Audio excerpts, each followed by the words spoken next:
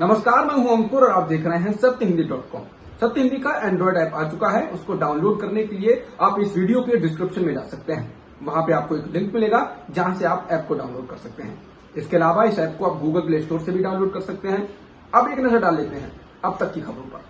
Supreme court ने केंद्र सरकार की कोरोना टीका नीति पर सवाल उठाते हुए इसकी आलोचना की है। अदालत ने कहा है कि 45 साल और इससे अधिक की उम्र के लोगों को मुफ्त कोरोना टीका देना और 45 से कम उम्र के लोगों से इसके लिए पैसे लेना अतार्किक और मनमर्जी है। उसने केंद्र सरकार से कहा कि 31 दिसंबर 2021 तक कोरोना टीके की उपलब्धता के बारे में विस्तार से बताएं। सर्वोच्च न्यायालय ने 18 से 44 साल की उम्र के लोगों से पैसे लेकर कोरोना टीका देने की नीति की आलोचना करते हुए कहा, इस आयु वर्ग के लोग न सिर्फ कोरोना से प्रभावित हुए हैं बल्कि उन्हें संक्रमण के गंभीर प्रभाव झेलने पड़े हैं। उन्हें अस्पताल में लंबे समय तक भर्ती रहना पड़ा है और दुर्भाग्यवश कुछ लोगों की मौत भी हुई है। कोरोना से संबंधित मुद्दों पर स्वतः संज्ञान मामले में justice DY Chandrachud, L Nageswara Rao और S रविंद्र भट्ट की पीठ ने ये टिप्पणी की। सुप्रीम कोर्ट ने केंद्र सरकार को आदेश दिया है कि वो सभी प्रासंगिक दस्तावेज और फाइल पेश करे जो टीकाकरण नीति में उसकी सोच को दिखाते हैं। Justice DY Chandrachud, L Nageswara Rao और S रविंद्र भट्ट की पीठ ने सरकार से कहा है कि वो कोवैक्सीन, कोविशील्ड और स्पुतनिक V सहित अब तक खरीदे गए टीकों की खरीद का पूरा डेटा उसको दिखाए। कोर्ट ने कहा कि दिए गए डेटा में सभी 3 टीकों के लिए केंद्र सरकार द्वारा दिए गए खरीद के ऑर्डर की तारीखें हों, कब कितने टीके मिले वो बताया जाए और आपूर्ति की अनुमानित तारीख भी बताई जाए। इसके अलावा कोर्ट ने केंद्र से कहा कि वो ये भी बताए कि वो कैसे और कब बची हुई आबादी का टीकाकरण चाहती है। इसके लिए एक रूपरेखा बताई जाए। सुप्रीम कोर्ट के पूर्व न्यायाधीश जस्टिस अरुण कुमार मिश्रा ने बुधवार को राष्ट्रीय मानवाधिकार आयोग यानी NHRC के अध्यक्ष के रूप में पदभार संभाल लिया। वह पिछले साल सितंबर में ही सुप्रीम कोर्ट से रिटायर हुए थे। हालांकि कांग्रेस के वरिष्ठ नेता और राज्यसभा में विपक्ष के नेता मल्लिकार्जुन खड़गे ने प्रधानमंत्री मोदी को पत्र लिखकर राष्ट्रीय मानवाधिकार आयोग के नए अध्यक्ष और सदस्यों के चयन की प्रक्रिया से खुद को अलग कर लिया है। बता दें, पिछले साल फरवरी में प्रधानमंत्री मोदी की प्रशंसा करने के बाद सुप्रीम कोर्ट बार एसोसिएशन ने न्यायमूर्ति अरुण मिश्रा की आलोचना की थी। जस्टिस मिश्रा ने PM मोदी की तारीफ करते हुए कहा था कि वो अंतर्राष्ट्रीय स्तर पर प्रशंसित दूरदर्शी, बहुमुखी प्रतिभा जो विश्व स्तर पर सोचते हैं और स्थानीय रूप से कार्य करते हैं। TMC नेता महुआ मोइत्रा ने सुप्रीम कोर्ट के पूर्व जज जस्टिस अरुण कुमार मिश्रा के राष्ट्रीय मानवाधिकार आयोग का चेयरमैन बनने पर ट्वीट कर कहा है कि सेवानिवृत्त सुप्रीम कोर्ट के न्यायाधीश अरुण मिश्रा राष्ट्रीय मानवाधिकार आयोग के अध्यक्ष होंगे।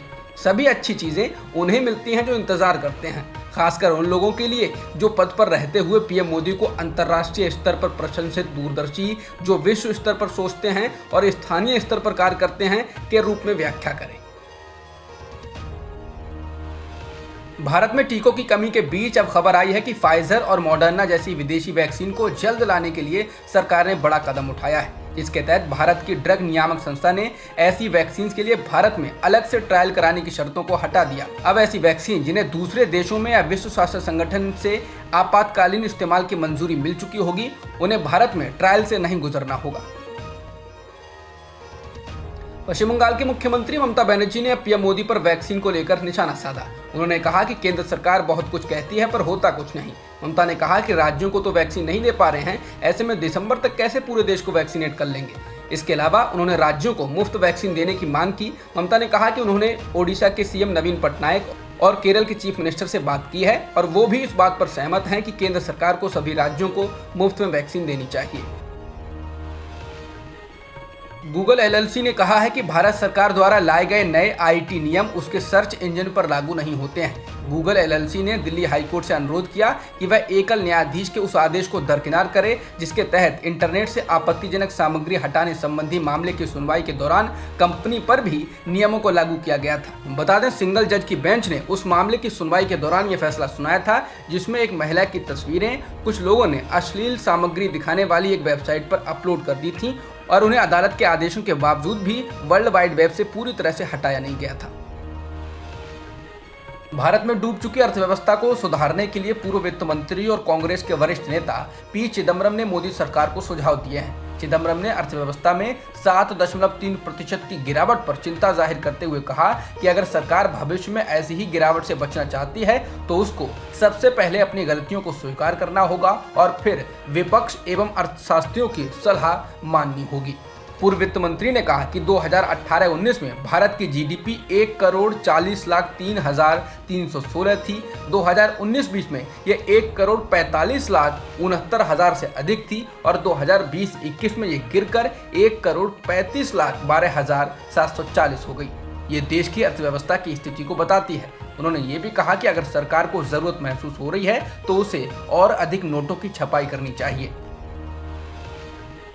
पंजाब कांग्रेस में चल रही भीतरी कलह के बीच अब कांग्रेस नेता नवजोत सिंह सिद्धू के विधानसभा क्षेत्र अमृतसर पूर्व में लापता के पोस्टर लगाए गए हैं। सिद्धू के फोटो वाले इस पोस्टर पर उनको लापता बताया गया है और उनको ढूंढने के लिए 50,000 रुपए का इनाम भी बताया गया है।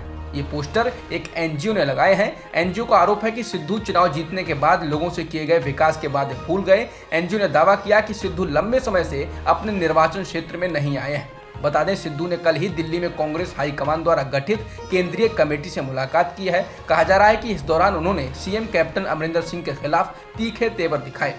बाद में सिद्धू ने यह भी कहा कि विरोधी ताकतों को हराना है और सच को जिताना है। उन्होंने ये नहीं बताया कि विरोधी वो किसको कह रहे हैं। सीबीएसई और आईसीएसई बोर्ड की 12वीं की परीक्षाएं रद्द होने के बाद अब गुजरात बोर्ड ने भी 12वीं की परीक्षाओं को रद्द कर दिया है। गुजरात सरकार ने बुधवार को 12वीं की परीक्षा रद्द करने का आदेश जारी किया।